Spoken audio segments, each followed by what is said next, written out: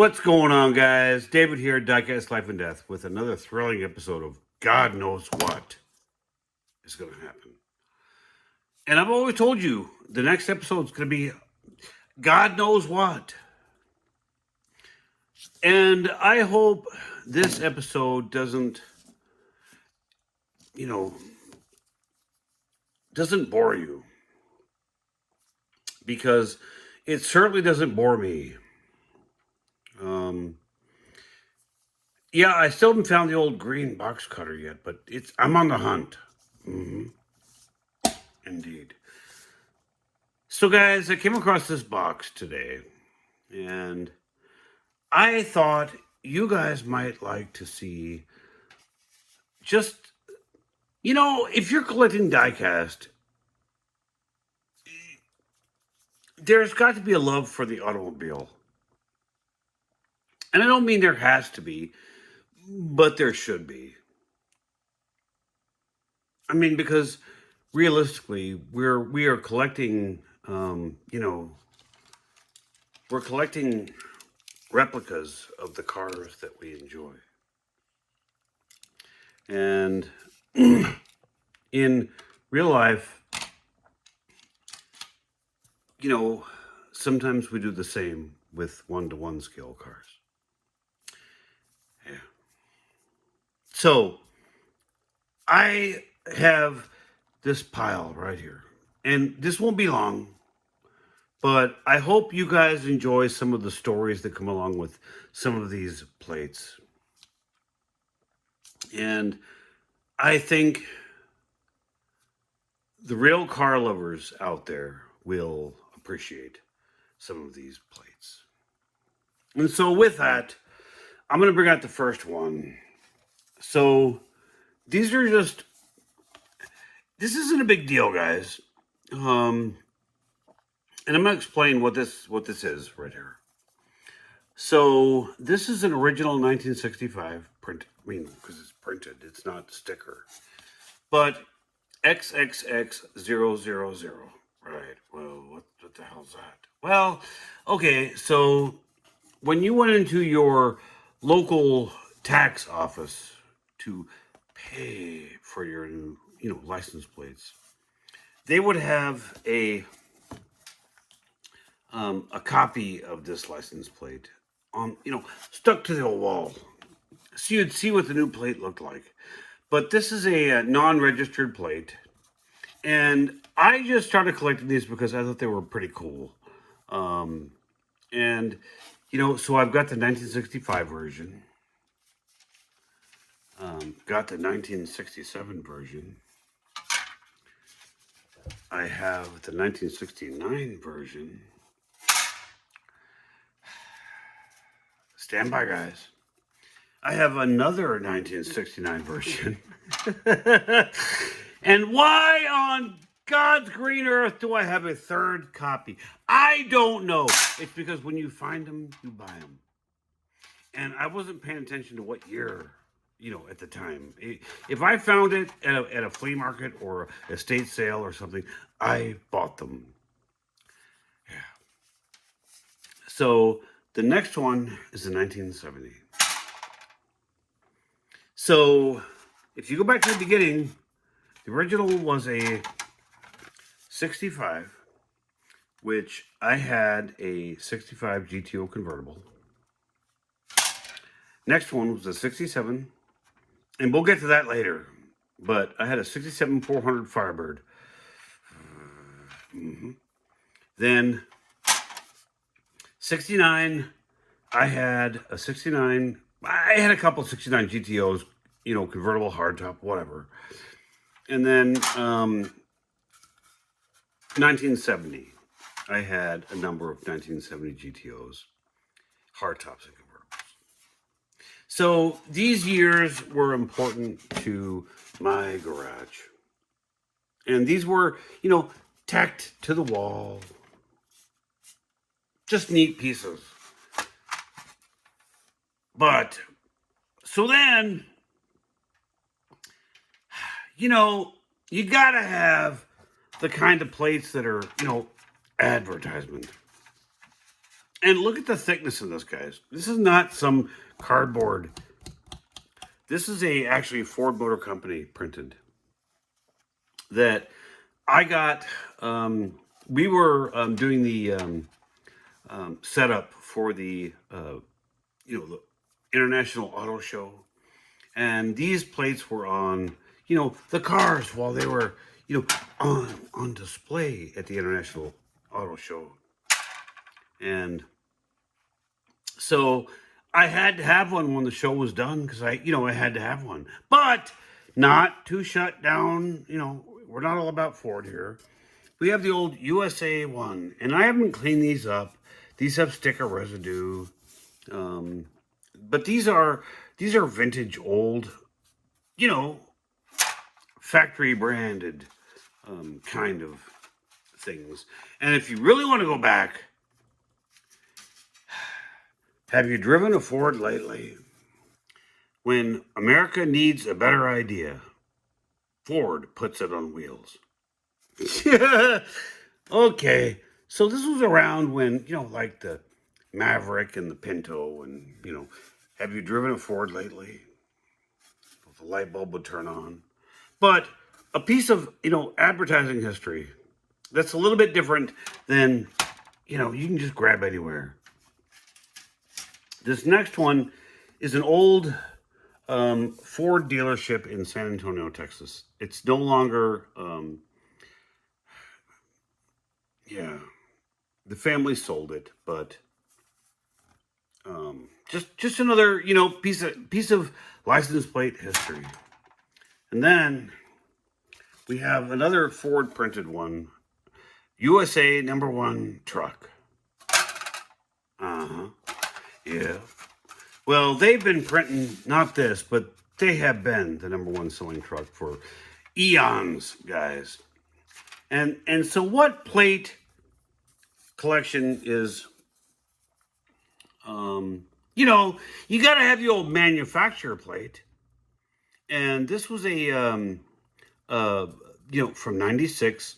This was a original Ford manufacturer plate that we were doing an auto show, and they had shipped some trucks down for the auto show, and this plate got left behind, and it ended up with me.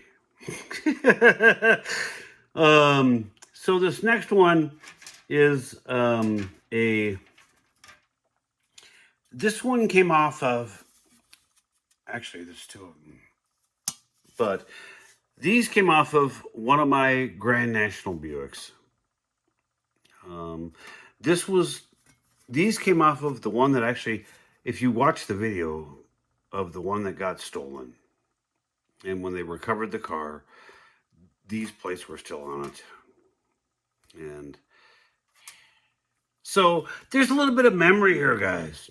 This was my third 87 Grand National, and it got stolen too. But I got the plate to live. So I said we would go back to that 67 plate. And this plate came off of one of my, the girlfriend that got away, guys. The one that you should have, clung on to, but you didn't. And, now you look back in your life and you say, oh my God, what happened to Becky May or whatever her name is? This little 67 Firebird. I've had a lot of very rare and very expensive muscle cars in my day.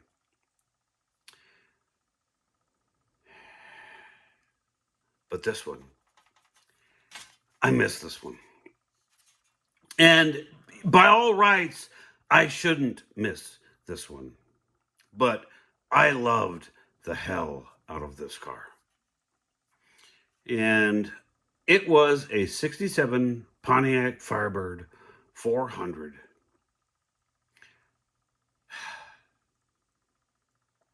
And it was factory regimental red and black deluxe interior, power windows, automatic air conditioning, the old hood tack on the hood, with a non-numbers matching correct 67 400 engine under the hood. And you say, well, Dave, why would you want to have a non-numbers matching car, back? Why is that your most one that you've loved? And I'll tell you guys, it's because she loved to be driven. And that was a car I never had to worry about. Am I going to hurt it? Was it one of 114? Was it one of 96? Was it one of 12? How, I could drive this car and it was absolutely gorgeous.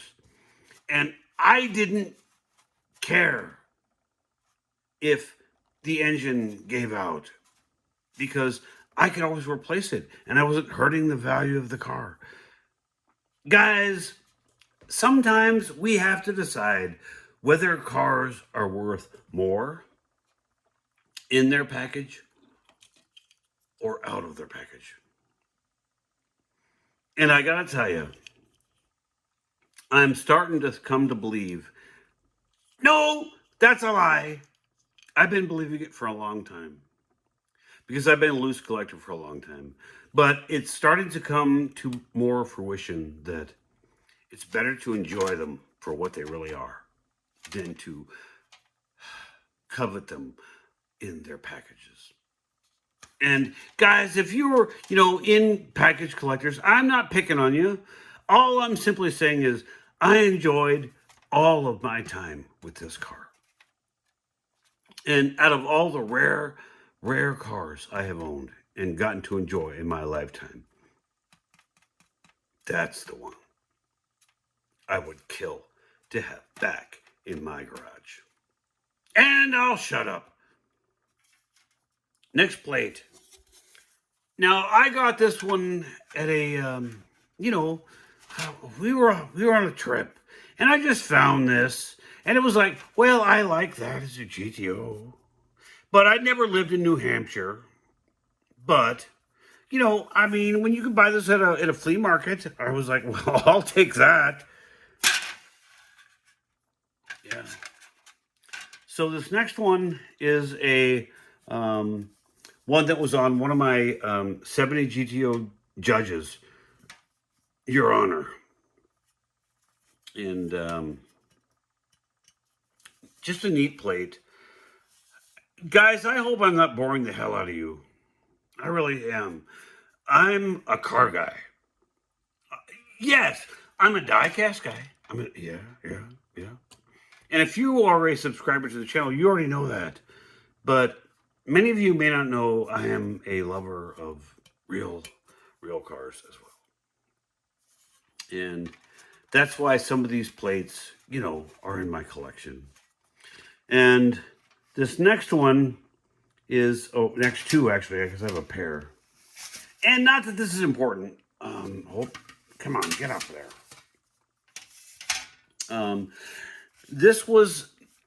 I found these at a flea market. This was not one of my cars, and this leads into something. So the fact that I have both pairs, which means nothing, but it does. If in Texas, if you own a 1977 car, and you can find a plate that says, Chevelle or Vet 77 or whatever, and you have both of these plates, you are able to register your car in your state with a pair of vintage tags. Now, they quit making GTOs in 74, so there is no 74 GTO. And this doesn't even say 74. 74. So I don't even know why I bought it. But I did. But this was off another one of my 70 GTO cars. And this is not a vintage plate. It's just, random I peeled the thing off there. But... so this is what I was trying to explain. So on this plate right here, if I had a 1970 Camaro or GTX or Challenger or Mustang or whatever, if you have both matching plates in the state of Texas, you can register your car on these license plates with the correct vintage year. And they will send, when you get your registration, you get a little plaque that goes right here. It's like a little, aluminum square. And it's got your real registration tag on it, but your car carries original 1970 license plates that are legal. Yeah. So on that note, I have a set of unopened 1968 Hemisphere, which that was the year that the Hemisphere was carried in San Antonio, Texas. And these are original, unopened. These have never been taken out of the package, and I won't take them out of the package. But if you've got a 1968 Mustang or a 68, Camaro or a 68 GTO or a 68 442 or whatever, guys, these, and you live in the state of Texas, these are solid gold. Because you can put these black Hemisphere, brand new, never out of the package, and register your car with those plates today. And the last set of plates, guys, and I've never even seen these plates, that's the number. 1971, new old stock. KSZ 218. These have never been out of this package in their entire ownership. And I've never owned a 71 Trans Am or a 71 GTO or whatever. I've never owned a 71 anything that I can remember. But these plates were going to be there in case I did. Guys, like I said, you never know what you're going to see on this channel. And I mean, never know what you're going to see on this channel. Like, share, subscribe. I don't care. Guys, I'm here to relive these memories, and I'm posting these memories on YouTube so that they will live on beyond when I live on. Guys, be well, be safe, and be kind. And remember, above and beyond everything else, we are just here for a wee bit of time. Make that time count. And on that note, guys, we will talk to you on the next episode of God knows what I'm going to dig out. Guys, have a great night. I will talk to you soon.